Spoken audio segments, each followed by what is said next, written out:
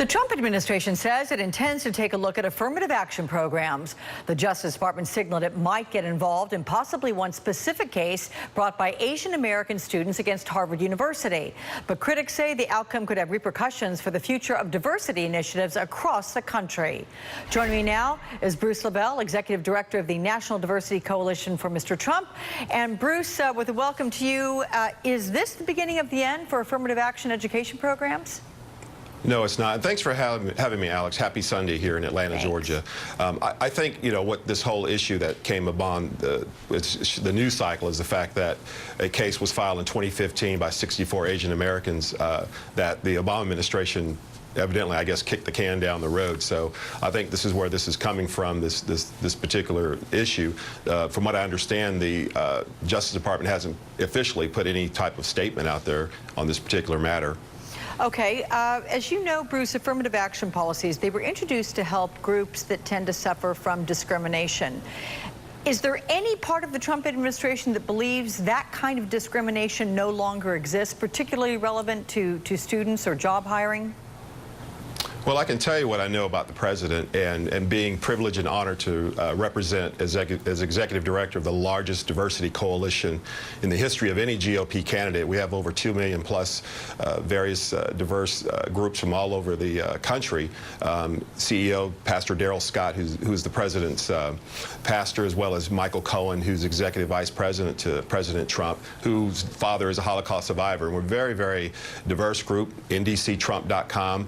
And I will tell you that we believe in everything that happens, especially on issues like this, happen in a very local grassroots initiative, whether it be your state and county, and encouraging other folks who have a desire to want to help all Americans, no matter what group you're from, to push back against government and actually put this in the grassroots of the people, by the people, and not have government, depend on government to put policy in a man and woman's heart on something that a diverse group of Americans as ourselves, we want to initiate those policies, not government. Well then, Bruce, as you know, last year the Supreme Court rejected an affirmative action challenge against the University of Texas, and there was the New York Times analysis which shows most affirmative action policies have evolved to give preference to low-income students. They do it on a more economic basis. That's how they make the analysis there.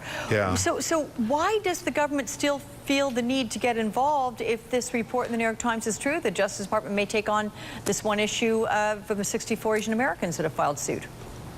Well, here's my optimism about the president that I'm very excited about. And hopefully after Labor Day, this tax deduction that's going to be one of the largest, hopefully, tax deductions in the history of the United States is going to put more abilities in small businesses and American people to have more income. And also, too, Alex, the other thing, too, is the fact that out of the $19.5 trillion in debt that we have is the $1.4 trillion in student loan debt, and it's climbing.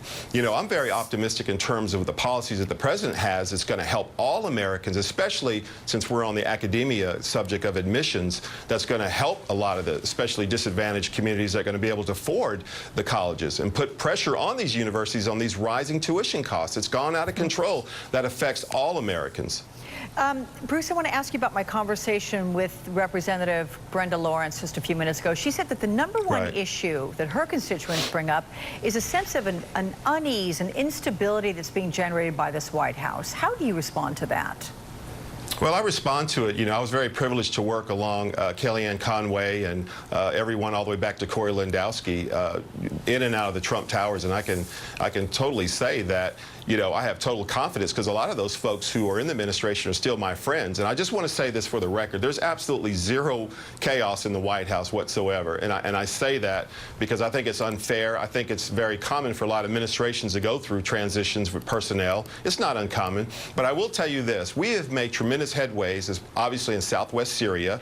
We've had a lot of ceasefiring going on with General Maddox and General McMaster, who's been trying to put a plan together to put an end to Afghanistan. We've set a precedent out there on sanctions with Russia, as well as North Korea, putting pressure on China to say, hey guys, you really need to get a grip out here in this region with this rogue dictator in North Korea shooting missiles towards Japan. So this president has set a precedent out there to be a person who's confident, who has confident leaders, and to prove that we've had some level of ceasefiring in Syria and to show that he struck out at Syria when they were gassing little children.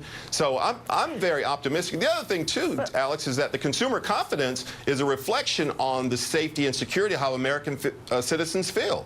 Because consumer confidence is always driven on safety and security. Well, and Bruce, I want to get to that, and I will say militarily, the president may be having more success because he has designated those that are in the field and his generals in the military to take control, to make the directive decisions they need to. And indeed, we have taken back, or at least the countries there in question have taken back parts of ISIS strongholds because of the ability of the United States military to help them do that.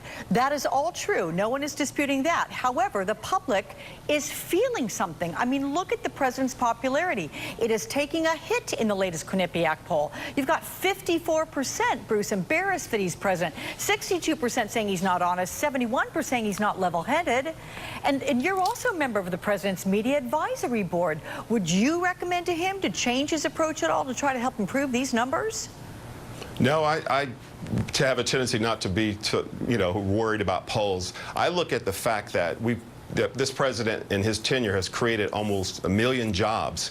And we've barely been in the 6 months, Alex. And the fact that he has put a tremendous amount of pressure in the region on suppressing and putting ISIS on the run. So, one thing that was very interesting when he spoke at Youngstown, Ohio, he told the American people in that rally, do not sell your homes. The president speaks that to the American people to believe in this country, to go out there and say, hey, this is going to be okay. We're going to build this country. We're going to bring back these manufacturers. We're going to bring back our coal miners. We're going to bring back our jobs. So the record speaks for itself as it relates to how well the president's doing and the nation's doing. So the polls are just kind of like, really? Because the record does speak for itself that we have some level of consumer confidence or high level of consumer confidence that's gaining a tremendous amount of strides in the American people to promote jobs and businesses, to put things back, to want to promote manufacturing. So I think the polls, respectfully, are just what they are, polls. All right. And I think I'm very optimistic about, especially after Labor Day, on this tax cut. It's going to really help small businesses like me and millions of us. That's going to bring more jobs. We will see what happens after Labor Day, and we'll have to have you back, Bruce LeVell. Thanks for joining me. Thank have a good one. Thanks, Alex. Making America great again. How does cutting back on immigration do that? Both sides of that issue coming up. Then at the top of the hour, Meet the Press looks at the country's broken politics.